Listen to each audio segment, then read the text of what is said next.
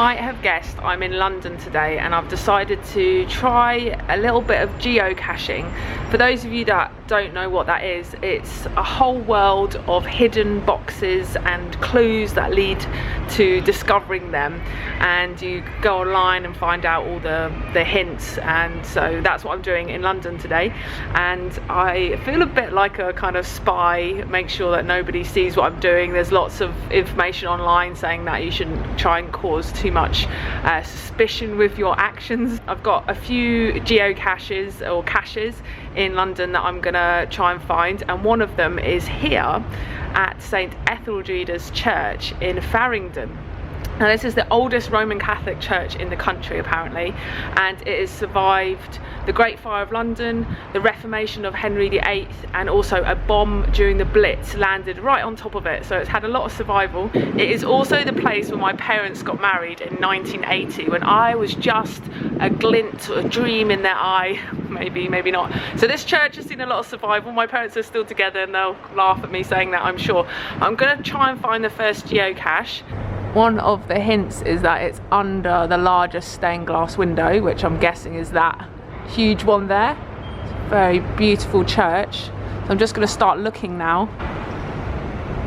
See if I can find a little box or something.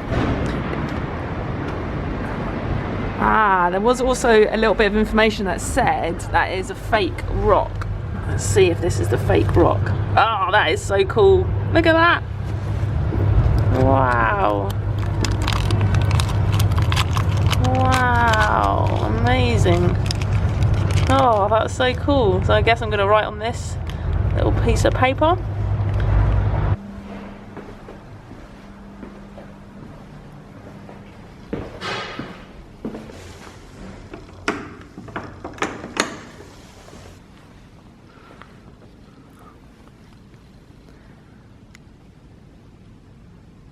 I'm inside the church now, and I've just asked the priest here if I could see the records of the marriages from the 1980s to see my parents' record of their marriage. So hopefully he's going to find it in the book and I can see it. It's quite exciting. The priest found the book and I was able to read my parents' marriage record, and it was pretty emotional really, sitting there with that book and reading all the information and kind of thinking about my parents starting their journey of marriage, you know. I didn't expect that this geocaching would have me visit the church that my parents were married in, so I'm quite interested to see what the rest of the day brings.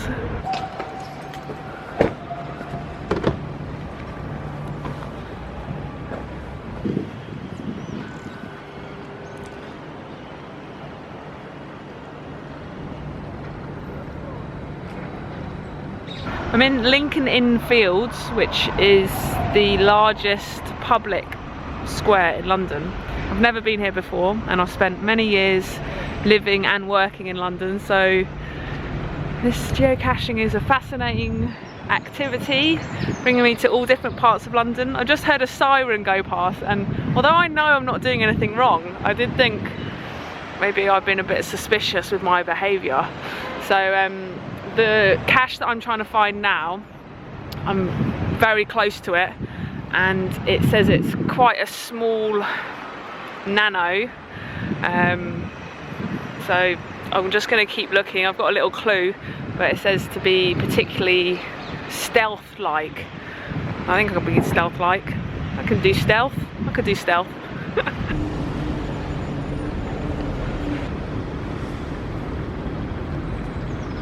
I can understand now why they say that you have to be a bit stealth-like, because, I don't know if you can see in the background, the back of the sign to the park is where this little container was stuck to with a magnet. So that's a very good idea, it's very clever. But I found you, so I'm going to go on to my next cache now and see a different part of London. Yeah, I've got one in my bag.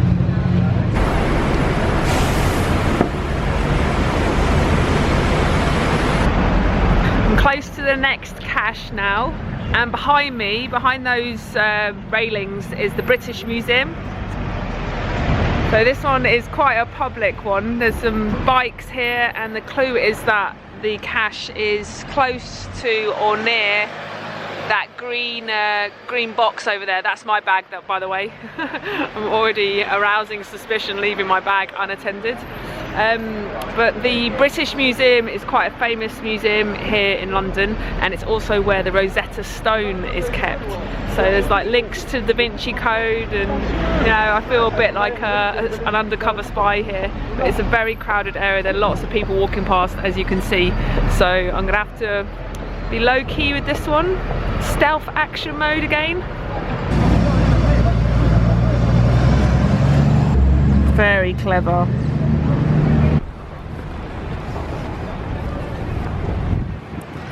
I've come to Russell Square as the next cache that I'm trying to find, which is my 4th cache, is here somewhere. I know that it's in a red telephone box, so I'm going to walk around the edge of the gardens and see if I can find it.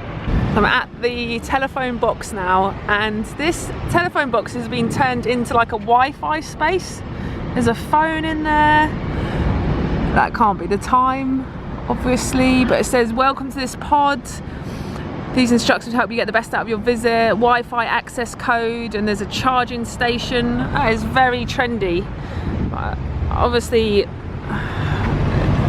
this needs a key or a code to get into it. So I'm probably looking somewhere around the back here. Oh, look at that. So clever.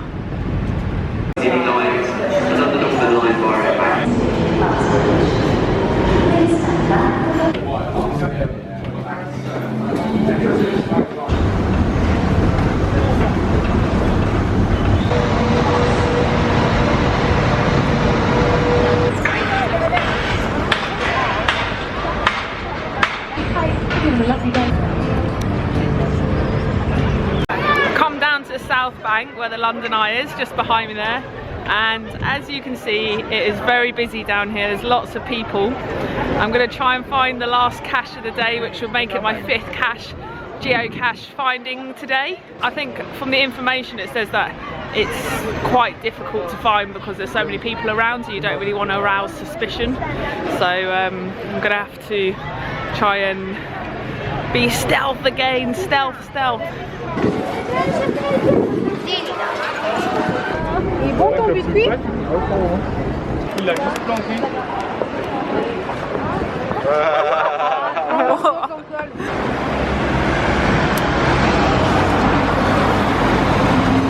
Unfortunately, I didn't find that geocache. It was next to that box on the bridge, and just as I was tying my laces, a man came along and put 3 big bags of rubbish right where I was trying to look. So I was interrupted. I was getting really secretive, like tying my laces, thought that was a good idea, but it wasn't to be. So I'm going to call it a day now. I've had a fantastic time geocaching today in London. I love London so much, but it's made me look at this city in a completely different way. So I hope you've enjoyed this video. If you have, please give it a thumbs up and subscribe to my channel to see some more geocaching adventures in the future.